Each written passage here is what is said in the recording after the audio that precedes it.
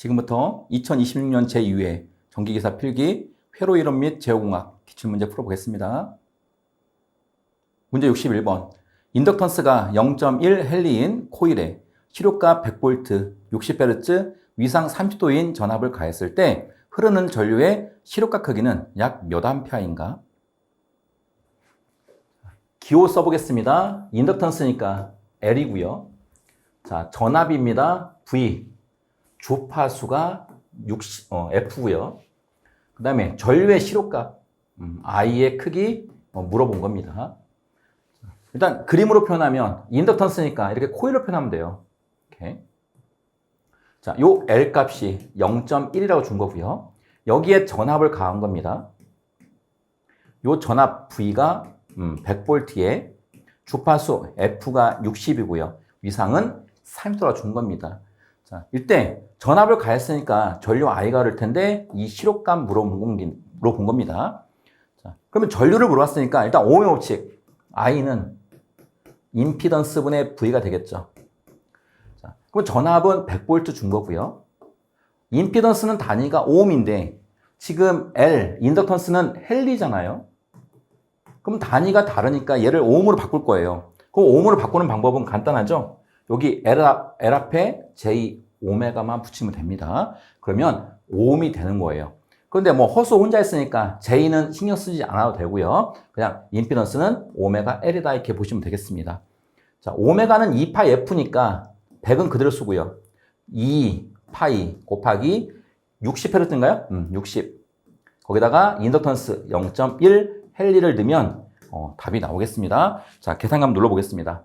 자, 분수 위에가 100 내려와서 2 10부터 파이에 곱하기 60Hz 곱하기 0.1 그 다음에 는 하면 2.65A가 나오네요. 그래서 답은 4번 선택하시면 되겠습니다. 문제 62번. 대칭 3상 Y결선에서 선간 전압이 100 루트 3V이고 각상의 임피던스가 30 플러스 J 45Ohm의 평형 부하일 때 선전류는 지금 결선 방식을 Y결선이라 준 거고요. 자, 선간 전압입니다. 기호가 VL이라고 쓸게요. 자, 이때 임피던스 준 다음에 선전류 I를 물어본 겁니다. 자, 그럼 이런 형태의 문제가 많이 나올 텐데 여러분께서는 실수하지 않으려면 일단 그림으로 표현하는 게 가장 쉽고 수월해요. 그래서 일단 Y결선을 했으니까 Y결선 한번 그려보겠습니다. Y결선 이렇게 이게 Y결선이죠. 선이 이렇게 되어 있을 겁니다. 그 다음에 이렇게. 자, 문제의 조건 한번 넣어볼까요? 첫 번째, 선간 전압이라고 했으니까 선간 전압은 선과 선 사이 전압입니다. 이렇게 선과 선 사이 또는 첫 번째 선, 마지막 선 사이의 전압 VL이죠. L은 100 루트 3V이다. 이렇게 준 거고요. 그 다음에 각상의 임피던스니까 이상. 그러니까 여기에 상이죠, 상. 얘가 상입니다. 자, 여기에 임피던스, 여기다 써볼까요? 임피던스는 30 플러스 J 40이라고 준 겁니다. 이때 선전류 얼마냐 물어봤습니다. 선전류라는 건 이 선에 흐르는 전류예요. 이렇게 여기 다 이렇게 선에 흐르는 전류입니다. IL 얼마 물어본 거예요. 그럼 여러분은 I를 물어보든 임피던스를 물어보든 전압을 물어보든 일단 첫 번째 해야 될 거는 오음의 법칙을 쓰는 게 첫 번째입니다. 그래서 전류 I는 오음의 법칙이 임피던스분의 V 이게 오음의 법칙입니다. 그런데 여기서 중요한 건 자, 전류를 구하기 위해서 주어진 임피던스를 사용할 거잖아요. 근데 그 임피던스가 지금 상에 있잖아요, 상에 있으니까 임피던스 상에 있는 걸 이용할 겁니다. 그러면 이 임피던스가 상이면 전압도 상전압을 넣어야 되고 전류도 상전류를 먼저 구해야 되는 겁니다. 그럼 상전류라는 건 여기 흐른 전류가 IP, 상전류죠. 그런데 지금 다행히 Y결선은 선전류나 상전류나 같아. 그러니까 지금 이 상태가 그냥 답이 된다 이렇게 보시면 되겠고. 자, 전압이 문제인데 전압은 상전압이 어디예요? 상전압은 요 한상의 전압이에요. 요 상전압. 근데 주어진 전압은 요 선과 선 사이 전압을 준 거예요. 이렇게 VL을. 그러면 이 선간 전압 VL을 상전압으로 바꿔야 돼.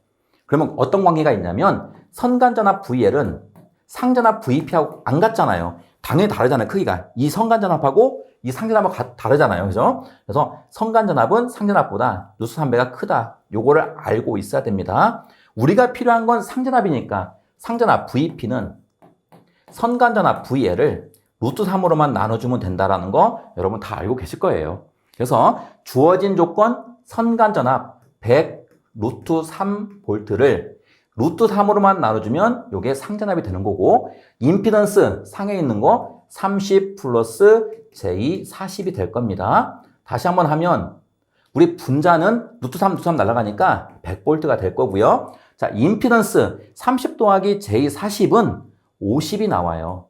그래서 얘는 2A가 계산이 될 겁니다. 그런데 우리가 어차피 계산기도 사용할 수 있어야 되니까 요 30 플러스 J 40분의 100을 해서 2A가 나오는지 한번 눌러보자고요. 이렇게. 자, 분수입니다. 위에가 100V. 내려와서 밑에 그냥 50 알고 계신 분은 그냥 50 넣어도 됩니다. 그런데 만약에 지금은 30, 40 쉬운 걸로 나왔지만 다른 복소수로도 나올 수 있으니까 자, 30 플러스 J 40을 한번 눌러보자고요. 이렇게 밑에 30 플러스 자, 우리 I 계산기는 I죠. J가 아니라 I. 그러면 I를 앞에 쓰면 곱하기를 눌러야 되고 숫자 뒤에 쓰면 그냥 눌러도 됩니다. 그래서 저는 40에 그냥 I 이렇게 누르면 돼요. 요게 지금 요거분의 요거라고 생각하시면 돼요. 그래서 는 누르면 됩니다.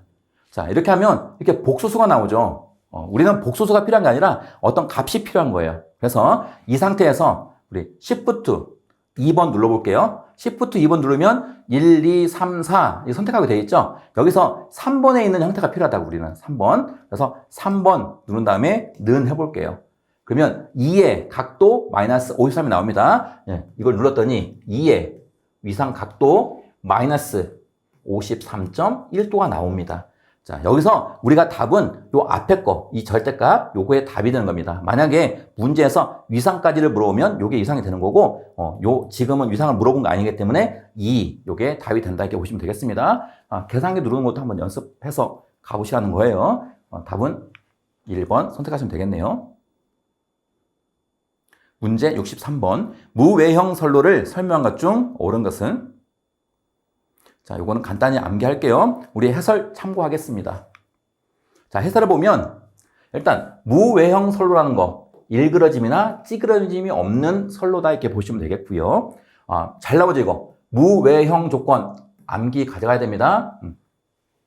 우리 선로 정수가 R, L, C, G 요게 선로 정수죠. 그래서 무외형 조건을 이렇게 암기하세요. R, L, C, G 같다. 이게 무외형 조건입니다. 아니면 한쪽에 LG가 있어야 된다라는 거 이렇게 어찌됐건 암기해 주시면 좋겠고요. 그 다음에 무외형 선로의 특성 임피던스 유명한 공식이죠. 그래서 특성 임피던스는 C분의 L 꼭 가져가야 돼요. 루트 C분의 L. 그 다음에 전파 정수 이렇게 우리 수업 시간에 했으니까 참고하시고 자, 요거 알파가 감쇄 정수입니다. 그 다음 베타가 위상 정수고요.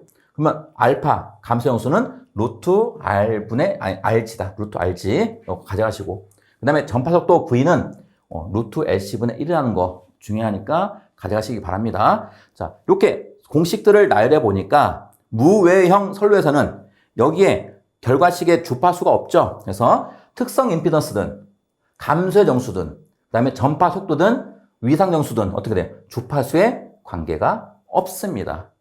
요거를 여러분이 해설에 있으니까 참고하시고요. 자, 그럼 보기 한번 보겠습니다. 무외형 선로 설명한 것 중 옳은 건 맞는 겁니다. 특성 임피던스 우리 공식이 요거였잖아요. 루트 C분의 L 주파수 없었죠? 그래서 주파수 함수인 거 답이 아닙니다. 감쇄 정수 0이다. 감쇄 정수 알파는 루트 RG였습니다. 그래서 0 아니고요. 그 다음에 우리 무외형 조건이죠. 요게 아니고 어떻게 돼요? R, L, C, G 같다. 요거 조건이니까 3번도 틀린 표현입니다. 자, 4번 위상속도 V는 주파수에 관계가 없었죠. 앞에 여기 주파수에 관계가 없는 거 요거 참고하시기 바랍니다. 맞는 표현은 4번 선택하시면 되겠습니다. 답 4번입니다. 문제 64번. 두 개의 전력계를 사용해서 삼상평형부하의 역류를 측정하고자 한다. 전력계의 지시값이 각각 P1, P2 와트일 때 이 회로의 역률은 자, 지금 64번 테마는 삼상 이전력계법 테마입니다. 여기서 회로 역률을 물어본 거예요. 역률. 역률 기호가 코사인 세타입니다. 그럼 역률은 임피던스하고 피상전력만 알면 다 구할 수 있죠. 여기 써놓을까요? 역률은 임피던스와 피상전력이 얼마인지만 알면 무조건 구해집니다. 자, 공식으로 표현하면 역률 코사인 세타는 만약에 임피던스로 표현하면 임피던스분의 저항, 이게 역률 공식이고요. 만약에 전력으로 표현하면 코사인 세타는 피상전력 PA분의 유효전력 P 이렇게 표현하면 됩니다. 자, 왜 그러냐면 우리 임피던스는 요거잖아요. 임피던스는 R 플러스 JX입니다. 이렇게. 그래서 임피던스를 알면 유효분도 알아요. 그래서 임피던스 전체 절대값분의 유효분 이렇게 올려놓은 거예요. 역률이라는 건. 그 다음에 피상전력도 마찬가지죠. 피상전력 PA는 P 플러스 JPR입니다. 피상전력을 안다는 건 유효분이 얼마인지 알아요. 그래서 전체 절대값 피상전력분의 유효분을 이렇게 역률이라고 합니다. 자, 어찌됐건 지금 역률을 물어보면 다 전력이잖아요. 그럼 전력이면 여기 중요하죠. 분자에 유효분이 들어가 있다. 유효분. 즉 유효 전력이 들어가 있어야 돼요. 분자에. 그럼 역률 분자에 유효 전력이 있는 거 1번밖에 없어. 요거는 분수 형태가 아니잖아요. 피상전력 분의 유효 전력인데 아니죠. 그래서 답은 1번 보시면 되겠습니다. 우리 삼상 이전력계법의 암기할 사항은 다음 문제에서 하겠습니다. 답은 1번입니다.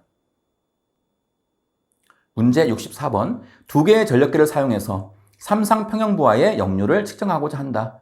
전력계의 지시값이 각각 P1, P2, 와트일 때 이 회로의 역률은 자, 64번 문제 삼상 이전력계법을 물어보는 겁니다. 그럼 삼상 이전력계법에서 우리가 암기할 거는 두 개밖에 없어요. 자, 실질적으로 첫 번째, 자, 유효 전력입니다.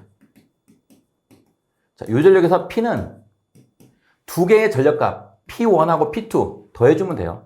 P1 더하기 P2 이게 유효 전력입니다. 자, 두 번째, 자, 무효 전력입니다. 무효 전력 PR이라고 할게요. PR은 공식이 루트 3 곱하기 P2 마이너스 P1입니다. 여기 첨자는 필요가 없어요. 큰 거에서 작은 거 빼면 된다 생각하시면 돼요. 이렇게. 자, 그럼 세 번째, 요 두 개만 암기하면 된다 했습니다. 세 번째, 피상전력입니다. 자, 피상전력은 PA는 P 플러스 JPR이라는 걸 알고 계시잖아요. 자, 피상전력 다시 한번. 피상전력은 유효전력 더하기 무효전력입니다. 자, 그럼 유효전력이 요거라면서요.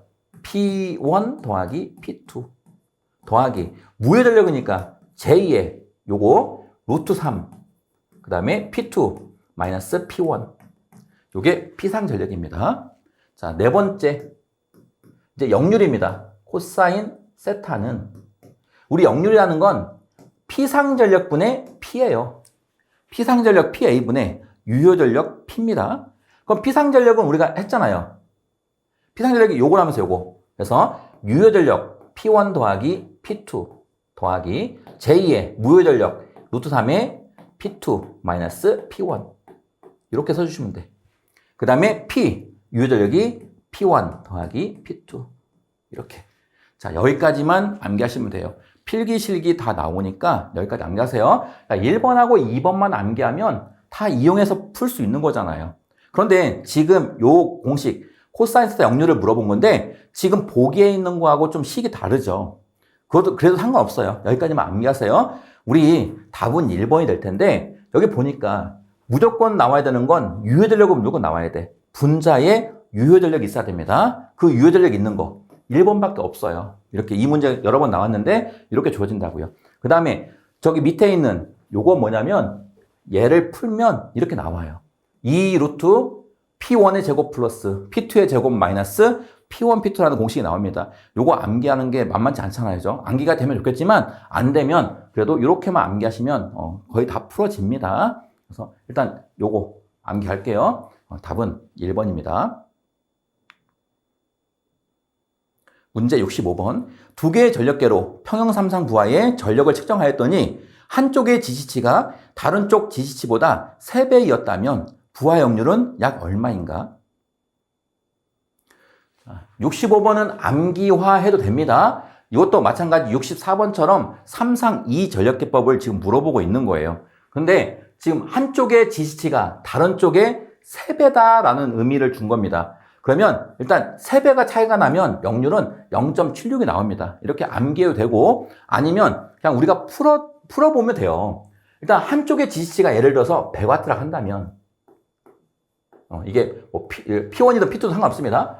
그러면 다른 쪽은 3배가 크니까 다른 쪽은 300W가 되죠. 이렇게 예를 들어서 뭐 P1이고 얘가 P2라고 가정해서 그냥 풀어버리면 돼요. 그럼 역률은 뭐라 그랬어요? 역률. 아까 코사인 세타는 P상전력 PA분의 유효전력 P잖아요. 자, 앞에서 우리 3상 이전력해법 식을 쭉 나열했으니까 참고하시고 자, 그럼 P상전력은 뭐였어요? P상전력은 유효전력 플러스 무효전력이잖아요. 그럼 유효전력은 P1 더하기 P2 그 다음에 무효전력은 루트 3의 P2 마이너스 P1 이렇게 될 겁니다. 그 다음에 유효전력은 P1 더하기 P2 이렇게 될 겁니다. 공식 암기하는 거 어려운데 식 넣는 거 어렵지 않아요. 자, P상전력 유효전력은 무조건 더하면 된다고 했으니까 100 더하기 300은 400입니다. 더하기 제2의 우리 루트 3 곱하기 P2 그러니까 큰 거에서 작은 거 빼는 거예요. 큰 거 300에서 작은 거 100 빼니까 200. 그 다음에 2개 더하니까 400. 100분율 아니죠? 이거 바로 누르면 되겠네요. 이렇게 눌러보세요. 자, 계산기 한번 눌러보겠습니다. 자, 분수 위에가 400. 내려와서 밑에 400 더하기. 그 다음에 J가 앞에 있으면 어떻게 하겠어요? 앞에 I 곱하기 이렇게 하겠죠? 그 다음에 루트 3. 방향키 앞으로 가서 200이네요. 200. 가로 닫고. 그 다음에 는 누르면 돼요.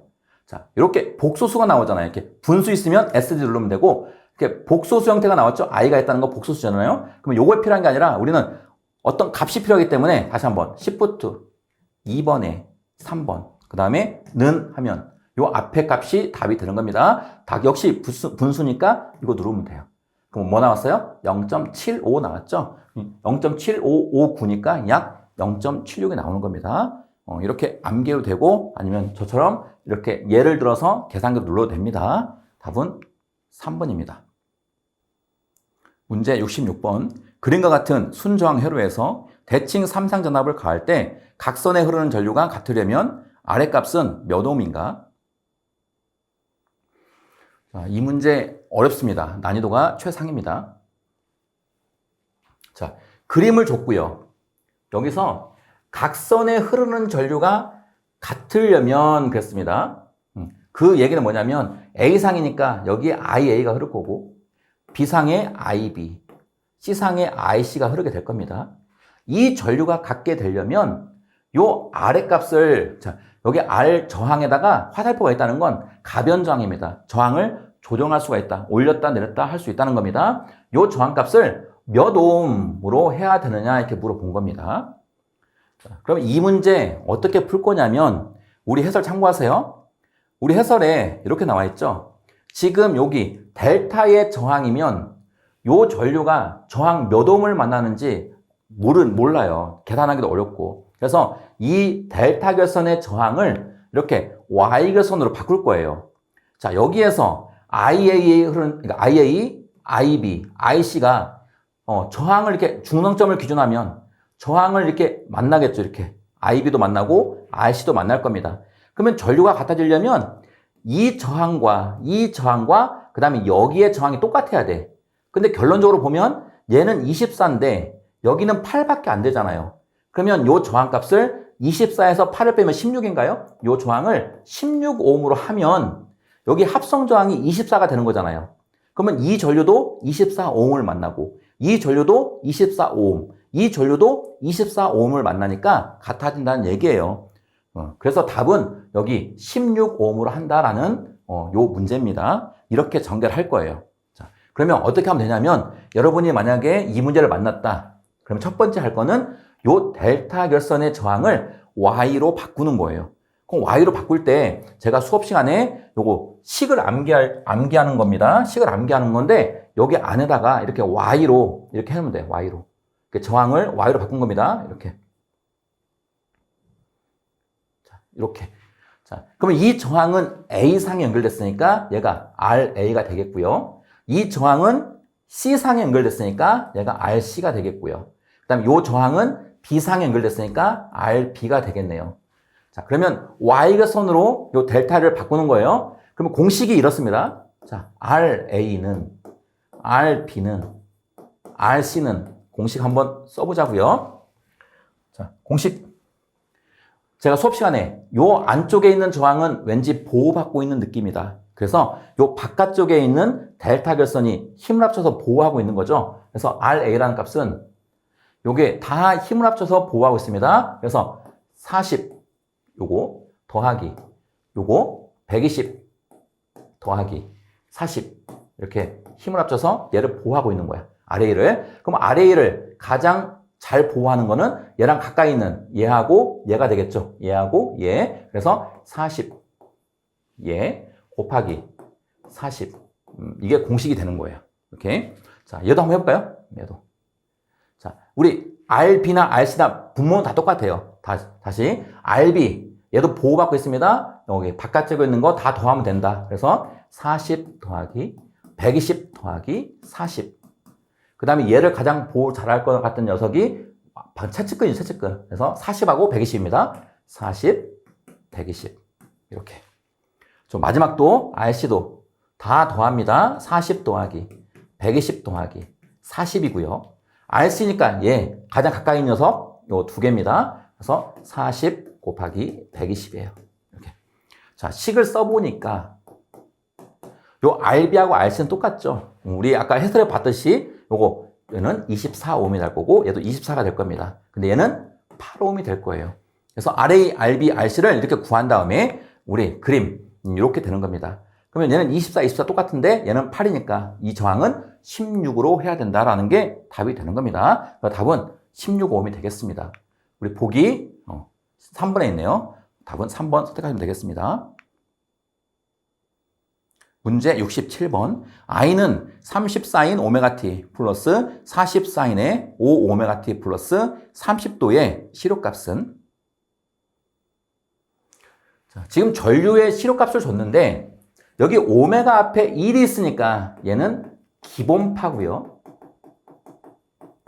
그 다음에 오메가 앞에 5가 있으니까 얘는 5고조파가 됩니다.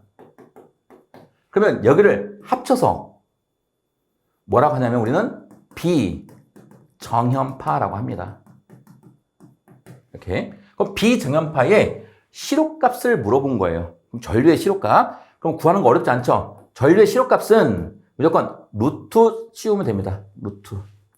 그 다음에 만약에 여기는 없지만 직류분이 있으면 그냥 직류분은 바로 제곱하면 되고 뭐 나머지 기본파나 뭐 2고조파, 3고조파, 4고조파, 5고조파는 시료값으로 바꿔서 제곱을 해주는 거예요. 시료값 바꿔서. 자, 그러면 얘는 최대값이잖아요. 우리 순식값의 맨 앞에는 최대값입니다. 이 최대값을 시료값으로 바꾸려면 정현파니까 그냥 루트 2로만 나눠주면 돼. 그래서 이렇게 하는 겁니다.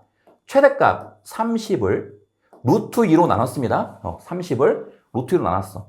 요 값이 무슨 값이라고요? 시료값이라고요. 이 시료값에 제곱 이렇게 해주시면 되는 거예요. 자, 플러스 얘 5고조파도 마찬가지입니다. 최대값이 40이잖아요. 이거를 루트 2로 나눈 다음에 요거에 제곱을 하면 시료값이 계산된다 이렇게 보시면 되겠습니다. 어려운 거니까 한번 계산 눌러보자고요. 자, 일단 루트 여기 있습니다. 그 다음에 가로 열고 분수 위에가 30 내려와서 루트 여기 있습니다. 2. 그 다음에 앞으로 가서 가로 닫고 제곱은 이거 누르면 돼요. 자, 다시 플러스 가로 열고 분수 최대값이 40 내려와서 루트 2 앞으로 가서 가로 닫고 제곱 다 눌렀죠? 그 다음에 는 하면 됩니다. 그러면 25 루트 2가 나오네요. S 누를 필요 없네. 답은 그냥 2번입니다. 중요한 문제니까 식 암기 하시기 바랍니다. 문제 68번. 다음 회로의 역회로는? 자, 역회로에 관한 문제입니다. 자, K의 제곱이라는 건 변환 상수고요. 자, 병렬 회로인데 L과 C의 병렬 회로죠. 병렬의 역회로는 직렬이고 L 역회로는 C, 그 다음에 C의 역회로는 L이라는 거 알고 계실 겁니다. 자, 우리 해설 참고하겠습니다. 자, 해설 참고하시고 여기 병렬의 역회로는 직렬이니까 이렇게 직렬로 표현하면 되겠네요. 여기 L이고요. 여기 C 이렇게 하면 됩니다. 자, 번호 부여해 볼까요? 자, 요 L을 그냥 L1이라고 하면 L의 역회로가 C니까 요게 C1이 될 겁니다. 파란색 이렇게. 자, 그 다음에 색상 바꿔서 얘가 C1이니까 이 C는 C2가 되면 되겠죠. 그럼 C2의 역회로는 L이니까 얘가 L2가 될 겁니다. 이렇게 번호 부여한 다음에 공식은 요겁니다. 요 공식. 자, C1분의 L1은 C2분의 L2, 그 다음에 K2입니다. 이 변환상수가 주어지지 않으면 그냥 1 생략할 수 있습니다. 지금은 주었으니까 이용해야 되겠죠. 자, 여기서 일단 아무거나 먼저 구하시면 돼요. L2부터 구해볼까요? 자, L2 구하려면 공식이 L2가 여기 있으니까 이 공식을 이용하겠네요. 자, C2분의 L2는 K의 제곱입니다. 자, L2는 K 제곱에 C2가 넘어가니까 C2 이렇게 하면 되겠고 K의 제곱이 2 곱하기 10의 3승 준 겁니다. 그 다음에 C2가 얘기죠. 0.8 곱하기 10의 마이너스 6승. 자, 이거 계산기 누르면 되겠네요. 계산기 눌러보겠습니다. 자, 2 곱하기 10의 3승. 그 다음에 곱하기 0.8 곱하기 10의 승수 마이너스 6승. 다 눌렀죠? 그 다음에 는 하면 625분의 1인데 얘를 SD 누르면 1.6 곱하기 10의 마이너스 3승입니다. 10의 마이너스 3승은 밀리니까 얘는 1.6 미리헤르츠가 됩니다. 얘를 계산하면 1.6 미리헤르츠 이렇게. 자, 그럼 L 값은 구해졌고요. 이제 C1 값 구해볼까요? 자, C1이니까 얘를 이용하면 되나요? 이렇게. 자, 그러면 색상 바꿔서 한번 해볼까? 자, C1분의 L1은 K의 제곱입니다. 우리가 필요한 건 C1이니까 C1은 자리를 바꾸면 되나요? K 제곱하고. 자, K의 제곱분의 L1이 되겠습니다. 자, 그러면 K 제곱이 2 곱하기 10의 3승이고요. L1이 여기 있죠? 3 곱하기 10의 마이너스 3승. 이렇게 누르면 되겠네요. 자, 눌러보겠습니다. 자, 분수. 위에가 3 곱하기 10의 승수 마이너스 3승. 그다음에 내려와서 2 곱하기 10의 승수 3승. 그 다음에 는 하면 이렇게 분수가 되어 있으면 SD 누르면 되겠죠? 누르니까 1.5 곱하기 10의 마이너스 6승입니다. 10의 마이너스 6승은 마이크로죠. 그래서 우리 여기는 1.5 마이크로 페럿 이렇게 하시면 되겠네요. 그럼 L 값은 1.6, C 값은 1.5, 여기 1.5. 이걸 그리면서 찾으면 자, 보기 L 값은 1.6, C 값이 1.5 있는 거 3번이 답인가요? 그래서 답은 3번 선택하셔도 되겠습니다. 문제 69번. FT는 3T의 제곱의 라플라스 변화는? 자, 라플라스 변환 중요하죠? 자, 우리 라플라스 변환 해보겠습니다. 요건 시간함수죠. 라플라스 변환하면 F를 대문자로 바꾸고 S 이렇게 쓰면 라플라스 변환 된 겁니다. 자, 3은 상수니까 그대로 쓰고 T의 제곱을 라플라스 변환하면 S의 3승분의 2가 되는 거 알고 계시나요? 그래서 얘를 하면 S의 3승분의 6 되겠죠. 그럼 답은 3번에 있나요? 3번입니다. 문제 70번. 시정수의 의미를 설명한 것 중에 틀린 것은? 자, 시정수 잘 나오죠? 우리 해설의 그림 볼게요. 자, 여기가 스위치를 투입하는 지점입니다. 스위치를 땅 투입하면 정상전류입니다. 얘가 정상전류가 바로 나오면 좋겠지만 바로 나오지 않아요. 과도적인 전류를 통해서 최종값에서는 이렇게 정상전류가 이렇게 나오는 겁니다. 이게 정상전류입니다. 그럼 여기까지가 과도전류인데 여기를 과도전류로 한다면 과도전류 계산하는 게 너무 힘들어. 그래서 과도전류는 어디까지를 과도전류라고 하냐면 여기 시정수까지를 과도전류라고 한다. 이렇게 수업 시간에 배웠습니다. 그러면 이 시정수까지의 과도전류 얼마냐? 만약에 정상전류가 1이라고 한다면 과도전류는 0.632가 되는 지점입니다. 자, 그러면 시정수의 의미를 설명할 중에 틀린 거 답을 볼게요. 시정수는 과도기간 중 변화해야 할 양의 0.632%가 변화하는데 소요된 시간이다. 자, 얼핏 보면 맞는 것 같지만 0.632는 백분율이 아니에요. 백분율로 바꾸면 얘가 정상전류가 100%라고 한다면 우리 과도전류는 63.2%가 되는 겁니다. 그래서 0.632%가 아니라 63.2%예요. 그래서 답이 4번이 틀린 겁니다. 4번입니다. 문제 71번. 그림과 같은 제어 시스템의 전달함수는 자, 전달함수라는 거는 전달함수 기호가 GS입니다. 얘는 입력분의 출력입니다. 물론 라플라스 변환한 거고요. 그래서 RS 요 입력, 그다음에 CS 출력 요게 전달함수라는 의미예요. 구하는 공식이 요거죠. 자, 경로를 1 마이너스 피드백을 합하면 되는 겁니다. 자, 요게 공식이에요. 그래서 시그마라는 건 피드백의 합이다 보시면 합. 자, 요걸로 풀어보면 자, 경로입니다. 경로라는 건 입력에서 출력을 찾아가는 거예요. 이렇게. 자, 경로는 하나밖에 없죠. 자, 가는 길에 여기 이득값 블록 안에 숫자가 있죠. 이걸 곱해주면 되는 겁니다. 그러면 1 곱하기 2 하니까 경로는 2가 되는 거고요. 자, 그 다음 피드백입니다. 자, 첫 번째 피드백 가다가 돌아오는 길이에요. 이렇게 해서 이렇게 돌아왔고요. 자, 두 번째 피드백입니다. 여기서 똑같은 지점에서 이렇게도 돌아올 수 있네요. 이렇게 파란색으로 이렇게 돌아올 수 있죠. 이렇게. 자, 그럼 주황색으로 표현한 피드백을 먼저 해볼까요? 자, 피드백은 1-의 피드백입니다. 일단 피드백의 부호가 마이너스죠. 그러니까 마이너스에 돌아오는 길에 만나는 숫자는 2하고 3이니까 2 곱하기 3은 6 되겠습니다. 이게 주황색이고요. 그 다음에 파란색 피드백은 피드백 부호가 마이너스니까 역시 마이너스에. 자, 파란색 돌아오는 길에 만나는 숫자는 1, 2, 4인가요? 그래서 2, 4, 8 되겠습니다. 자, 얘를 이쁘게 정리하면 얘는 2고요.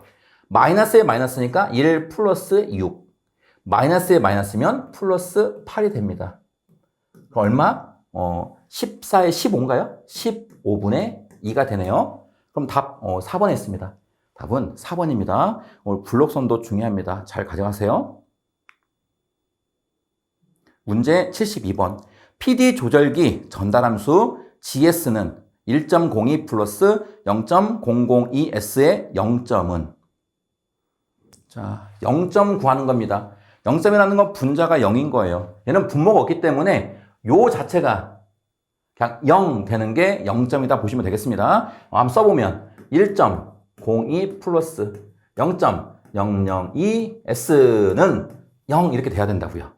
자, 요 0이 될 수 있는 S를 구하면 답이 나오는 겁니다. 그러면 요거부터 한번 정리해 볼까요? 0.002S는 얘는 필요 없으니까 넘어가면 마이너스 1.02가 되겠고요. 자, 우리가 필요하는 S는 0.002가 넘어가니까 0.002분의 마이너스 1.02 이걸 누르면 답이 나오겠습니다. 우리 계산 이거 어렵지 않으니까 누르면 마이너스 510이 나올 겁니다. 그래서 0점은 마이너스 510입니다. 문제 73번. 지변환법을 사용한 샘플치 제어계가 안정되려면 다음 식의 근의 위치로 옳은 것은?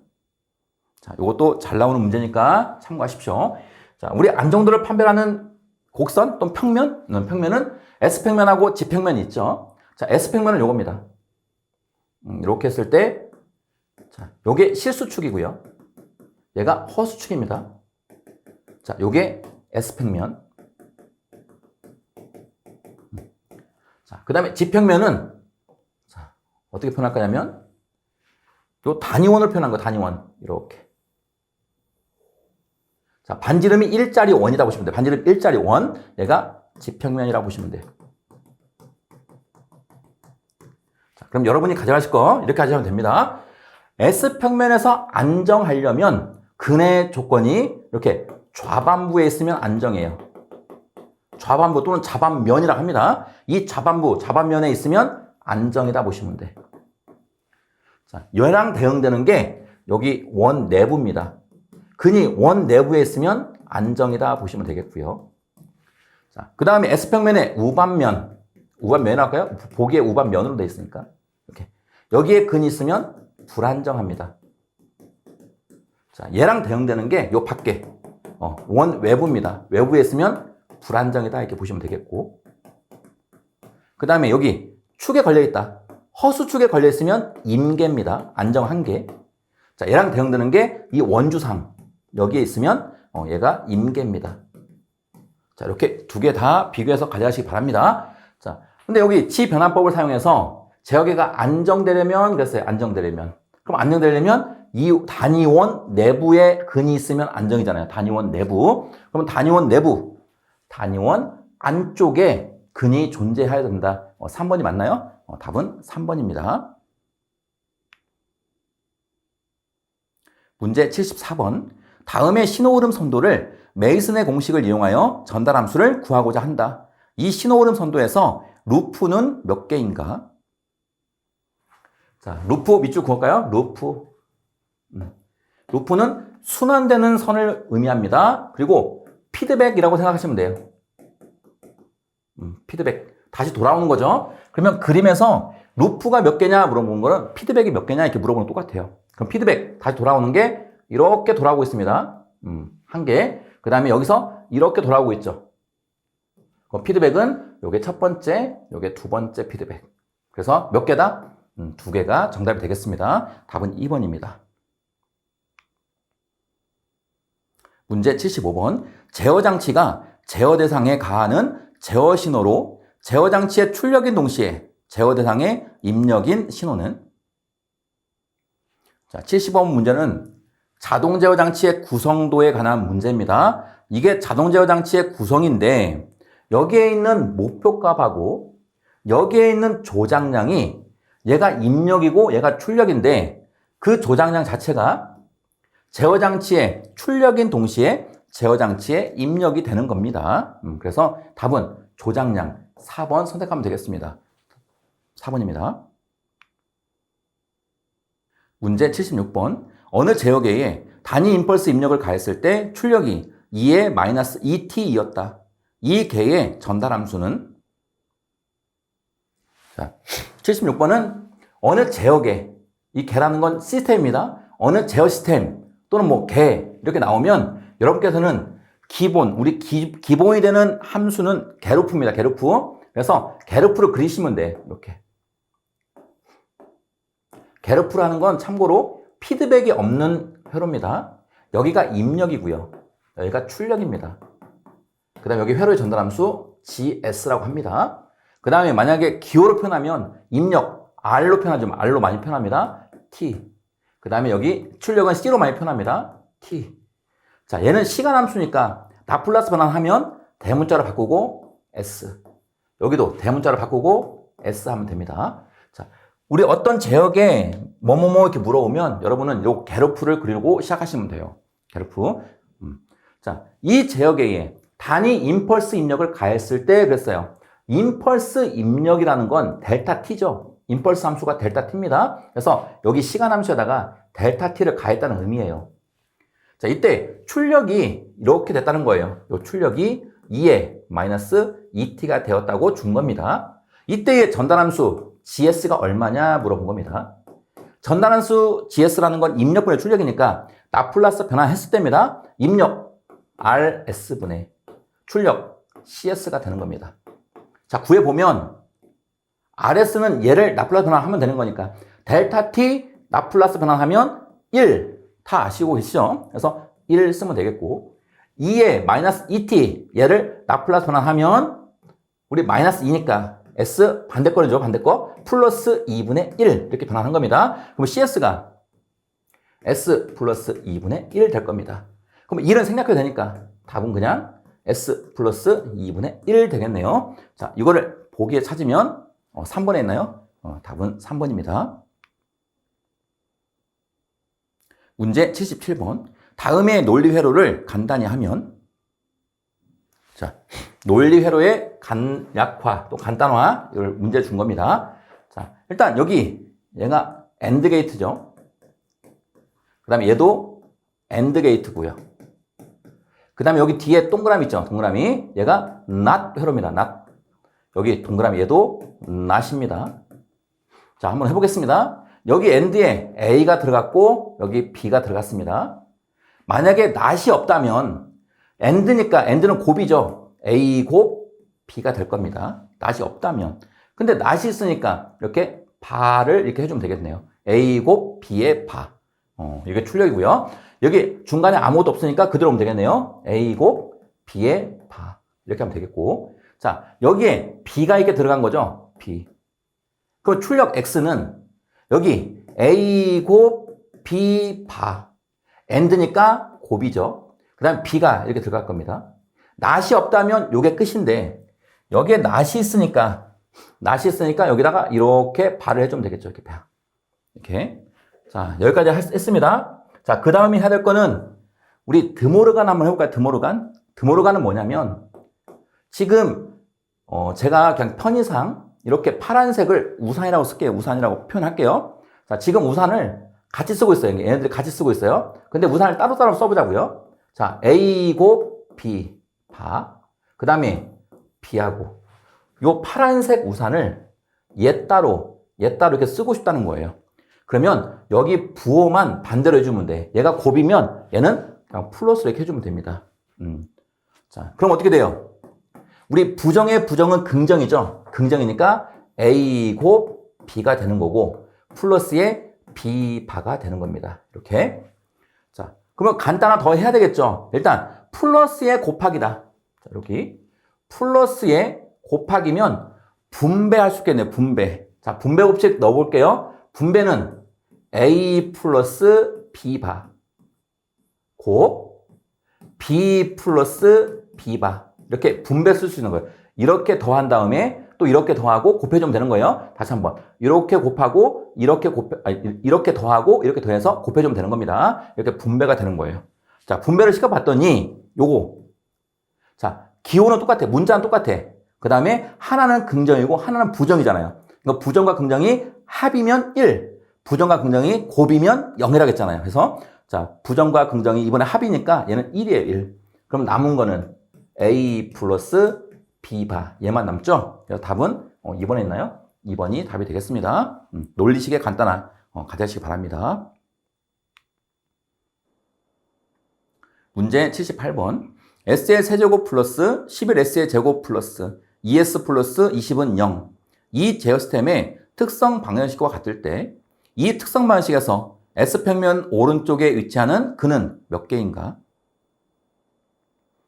자, 78번 문제는 루드 훌비츠 표를 이용해서 풀어야 되는 문제입니다. 우리 해설 참고하겠습니다. 요게 루드 훌비츠 표인데, 자, 이거를 이렇게 풀어서 맨 1열, 그러니까 첫 번째 열에 부호가 같으면 안정이고, 부호가 변화가 되면 불안정입니다. 자, 지금 결론은 이건데, 자, 해보겠지만 결론은 이건데, 여기 첫 번째, 얘가 플러스 부호죠. 그 다음에 11도 플러스고, 그 다음에 요것도 플러스고, 요것도 플러스니까 1열이 다 플러스면 부호에 변환이 없잖아요. 변환이 없으면 얘는 안정입니다. 안정이라는 건 S평면, 근의 위치가 S평면 좌반부에 다 있다는 거예요. 그러니까 오른쪽에는 근이 있다 없다? 근이 존재하지 않는다는 겁니다. 그래서 답은 1번이 될 겁니다. 근데 만약에입니다. 예를 들어서 요 11이라는 숫자가 예를 들어 마이너스 11이다. 가정할게요. 가정. 그러면 1에서 마이너스 11로 부호가 한 번이 바뀌었고 마이너스에서 플러스로 부호가 또 한 번이 바뀌었죠. 그러면 부호가 변환이 두 번 이루어진 거잖아요. 이렇게 두 번 부호가 바뀌면 이 경우에는 불안정인데 오른쪽에 위치하는 근의 수는 두 개다. 뭐 이런 문제입니다.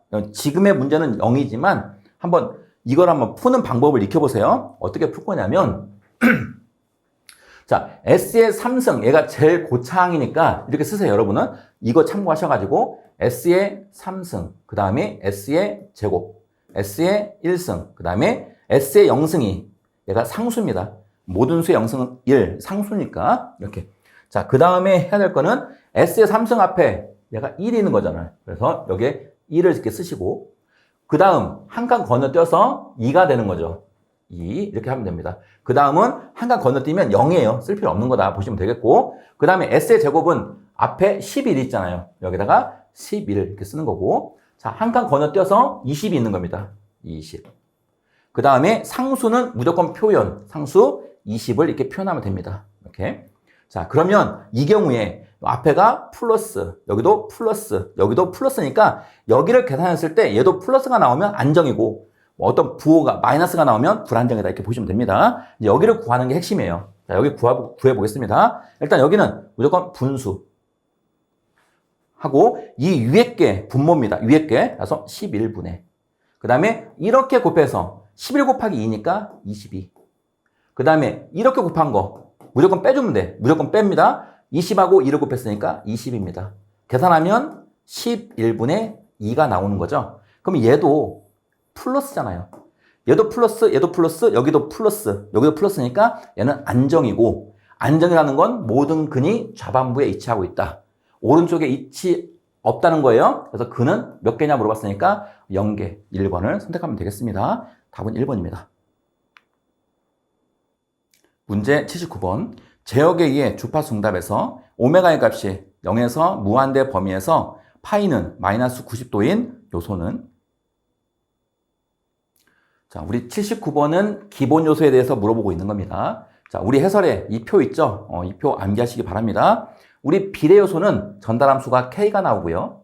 미분 요소는 KS, 적분 요소는 S분의 K, 그 다음에 1차 지연 요소는 이렇게 나옵니다. 자, 왜 그런지는 아시겠죠? 우리 실무분 정리해서 우리 이거잖아요. DT분의 D를 S라고 표현하는 거잖아요. 이렇게. 그래서 우리 미분 요소는 S가 이렇게 곱해진 형태고 적분 요소, 우리 인테그랄 DT 이거를 S분의 1로 표현하는 게 실적분 정리죠. 그래서 적분 요소는 S분의 1 형태가 되는 겁니다. S분의 1 형태. 그 다음에 1차 지연이라는 건 S의 1차 상수분의 상수. 이게 나오는 게 1차 지연 요소입니다. 자, 참고하시고. 여기서 그럼 위상은 어떻게 따져보냐면, 우리 S가 J 오메가잖아요. 그러니까, 우리 그냥 비례 요소는 S가 없으니까 위상은 0도고, 자, 미분하고 적분만 볼게요. 자, 미분 요소라는 건 K의 S입니다. S라는 건 그냥 J가 이렇게 곱해져 있는 거예요. 이렇게. 그 다음에 적분 요소에서 S분의 K라는 건 J 오메가분의 K가 되는 겁니다. 자, 요게 미분 요소고 요게 적분 요소예요. 그러면 얘는 그냥 I 형태고 얘는 I분의 1 형태네요. 우리 J가 I니까 이거를 계산기로 눌러보시면 돼. 자, I니까 계산기 I는 누른 다음에 자, 우리가 위상 각도가 필요한 거잖아요. 각도가 필요하니까 Shift 2번 누르면 이렇게 각도 형태로 표현할래? 이렇게 표현한 겁니다. 이렇게 물어보는 거예요. 그러면 3번 눌러가지고 각도를 보시면 돼. 각도 보니까 1 크기에 90도잖아요. 얘가 1 크기에 90도가 나온 거고요. 그 다음에 밑에 것도 한번 눌러볼까요? 자, I분의 1 형태니까 분수 위에가 1 내려와서 I 얘도 는 누르면 이렇게 나올 건데 Shift 2번, 3번 누르면 2번 각도가 1 각도 마이너스 90이네요. 풀었더니 1 각도 마이너스 90이에요. 그러면 지금 마이너스 90도인 게 어떤 거냐 물어봤죠? 그럼 얘잖아, 얘. 얘가 뭐예요? S분의 K니까 적분 요소죠. 답은 2번 적분 요소 고르시면 되겠습니다. 문제 80번. 보드 선도의 이득 교차점에서 위삼각 선도가 마이너스 108도 선의 상부에 있을 때 이 개의 안정 여부는? 자, 80번 문제는 암기하시기 바랍니다. 해설에 이런 그림이 나와 있죠. 위에 있는 게 이득 선도고요. 밑에 있는 게 위상 선도입니다. 자, 여기서 이득 교차점에서 그랬습니다. 그럼 그림의 이 부분이 이득 교차점이다 보시면 되고 이득 교차점에서 위상 선도가 108도 선보다 위에 있다는 거예요. 위에. 자, 이렇게 위에 있는 경우에는 이게 안정한 시스템이다. 이렇게 암기화 하겠습니다. 그래서 답은 4번에 있네요. 안정하다가 답이 되겠습니다. 지금까지 2026년 제2회 정기기사 필기 회로이론 및 제호공학 기출문제 풀어봤습니다. 수고하셨습니다.